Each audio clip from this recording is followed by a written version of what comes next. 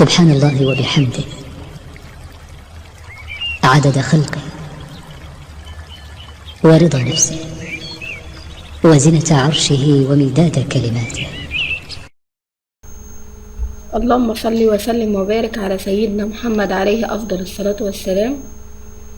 بسم الله ما شاء الله. هي دي تربية الفراخ البلدي اللي بتديكي إنتاج يوميا من البيض. فالنهاردة إن شاء الله هقول لكم كده على السر اللي أنا بعمله للفراخ بتاعتي، علشان طبعا الجو اليومين دول في فيروسات منتشرة كده، فأنا هعمل لهم كده حاجة بسيطة على المية، وهعمل لهم خلطة موفرة علشان نحمي بقى الفراخ والبط بتاعنا من أي أمراض بتجري الطيور في دخول كده فصل الشتاء.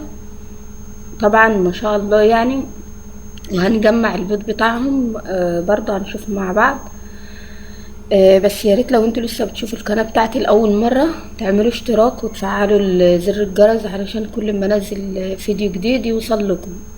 طبعا انا قبل ما ابتدي كده الفيديو نظفت المكان ده خالص، علشان طبعا الفراخ بتقعد تنكش في الاكل زي ما انتوا شايفين كده على الارض، فعلشان لما يجي ان هم ياكلوا منه ما يتعرضوش لاي مرض يجيلهم ولا اي حاجه. طول ما المكان نظيف هتضمني ان الفراخ بتاعتك او البط يفضل سليم معاكي من غير ما يتعب منك ولا اي حاجه.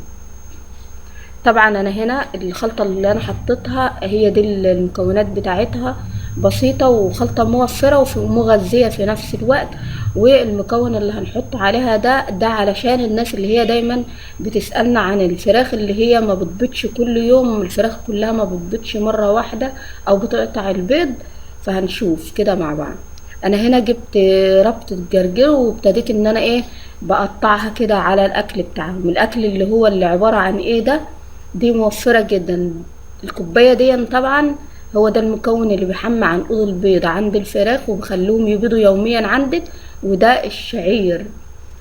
هبتدي كده ان انا اقلبه مع الخلطة. طب ايه الخلطة دي؟ ده العيش اللي بيكون فايض، فببتدي ان انا اقطعه او بفركه كده. المهم ان العيش ما يكونش عليه مية خالص. وطبعا هبتدي ان انا اقلب معاه كده الكوبايه بتاعت الشعير دي عليه. فدي خلطه موفره ومغذيه في نفس الوقت، وهتوفر عليكي كتير، وهتخلي الانتاج البيض يكون عالي عندك. طبعا هو دي بقى السر اللي بيخلي الفراخ بتاعتك تفضل سليمه من غير ما يجيلها فيروسات ولا اي حاجه. ده طبعا بصلايه بحوالي عن 3 ليمونات كده عصرتهم عليها، ده علشان دي بتفتح شهية الفراخ وبتساعد على الهضم، وفي نفس الوقت بتحميهم من اي مرض منتشر في الجو او في المكان اللي هم فيه. فدي بتخلي الفراخ بتاعتك سليمة 100%، وما تحتاجيش انك انتي تعملي لهم تشتري لهم رفع مناعة ولا اي حاجة. دي طبعا الخلطة اللي انا عملتها النهاردة، منها موفرة وفي نفس الوقت بتفيد الفراخ وبتخليهم يبيضوا عندك باستمرار. وببتدي كده ان انا بقلب كل المكونات دي مع بعضها علشان الفراخ تبتدي ان هي تاكل. وعلى اخر اليوم الاقي الفراخ بتاعتي طبت كلها مرة واحدة وما يقطعوش من البيض، وفي نفس الوقت ان انا بحافظ عليهم. طبعا انا هنا بحط الاكل بتاعهم على طبقين كده علشان كل الفراخ تاكل من الخلطة كلها، ما مش في فرخ ياكل من الخضار وفرخ لا كده، شوية بياكلوا من الطبق ده وشوية بياكلوا من الطبق ده. طبعا هم معاهم برضو البط اللي بيبيض، دايما في كل فيديو بأكد على كده ان البط اللي بيبيض بسيبه مع الفرختين دول. ليه؟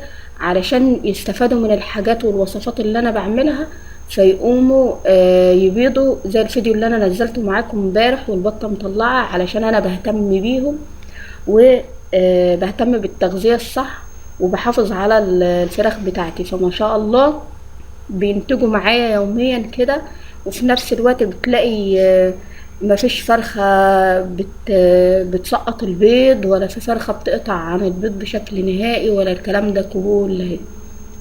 طبعا انا احط معلقتين كده على المية، وده طبعا برضو رفع مناعة. ممكن احطه مرتين كده في الاسبوع، مرة في الاسبوع هنشوف ان شاء الله كده من خلال الفيديو الكيس اللي انا باخد منه المعلقة او معلقتين على المية. بحطه يعني ما بين وقت للتاني. الكيس ده بيقعد معايا فترات طويلة، خصوصا كده ان في على دخول الشتاء، علشان انا عايزة الفراخ بتاعتي زي ما بقول لكم كده ان هي تفضل سليمة معايا والمناعة بتاعتها عالية. اهم حاجة ان الطيور بتاعتك مناعتها تكون عالية، هتضمن ان هي حتى لو جه عليها مرض ولا حاجة بتقدر ان هي تقاوم وما يحصلش عندك اي ضرر ان شاء الله باذن الله. ما شاء الله بسم الله ما شاء الله. شايفين الفراخ كلها بتاكل من الخلطة، والبط كمان حتى لو اكلوا من حاجة وقعت على الارض واكلوا منها فالمكان ده نضيف. ده طبعا كيس البنش ده بيفتح الشهية بيخلي الفراخ تهضم الاكل وبيخليها تبيض معاكي باستمرار. وطبعا هيقعد معاكي فترة طويلة، لان انا ما بستعملهوش يعني ايه كل يوم، يعني هي مرة في الاسبوع ولا حاجة علشان يرفع مناعتهم، وفي نفس الوقت البيض يفضل موجود كده في البيت ان شاء الله باذن الله. ربنا يبارك لنا ويبارك لكم، امين يا رب العالمين. انا هنا اهو خدت مقدار معلقة وحطيتها كده ايه على المية علشان الفراخ برضو ايه تشرب ويستفادوا ايه من المكونات اللي موجودة في الكيس. وببتدي ان انا اقفله بقى بعد ما بحط لهم كده علشان اما اجي استعمله تاني مرة الكيس يفضل سليم. هي مرة في الاسبوع بيقعد معايا فترة طويلة جدا. ده بعمله كده في الشتاء علشان الفراخ ما شاء الله تفضل سليمة معايا ما شاء الله بسم الله ما شاء الله. شايفين هنا الفرخة بقى ايه بتبيض. طبعا المكان اللي انا كنت عاملاه معاكم قبل كده اللي هو اللي كانوا بيبيضوا فيه الزير ده، في فرخة ابتدت ان هم كانوا 2، في فرخة بدأت ان هي تبيض في واحد، وان شاء الله اصور لكم كده وهي رقد الفراخ بيكون ازاي. فهنا بقى ايه لسه عامل لهم مكان جديد، فالفراخ بدأت ان هي تبيض النهارده كده على الارضية. فانا هنا ايه بلم البيض بتاعها ما شاء الله بسم الله ما شاء الله. شايفين الخلطة بتعمل ايه للفراخ، والخلطات اللي انا بنزلها معاكم في كل الفيديوهات طبعا لها فوائد كتير، وده السر اللي بيخلي الفراخ تديكي انتاج عالي من البيض، وحجم البيض برضو كبير ما شاء الله بسم الله ما شاء الله. انا مش عارفه انتوا ليه اللي بيسمع الفيديو ما بحطش لايك، يعني مش هتخسروا حاجه لما تحطوا لايك للفيديو، عشان اللايك ده بعرفني ان الفيديوهات بتعجبكم وبيرفع من الفيديو، وبحس ان المجهود بتاعي ما بروحش على الفاضي. فياريت كده نحط لايك للفيديو، مش هنخسر حاجه كده ايه لما نحط اللايك علشان تشجعوني كده ان انا اكمل معاكم. وده كان فيديو النهارده. ياريت كده لو استفدتوا تعملوا اشتراك في القناه. حبيت ان انا اشكركم جدا جدا، والسلام عليكم ورحمه الله وبركاته.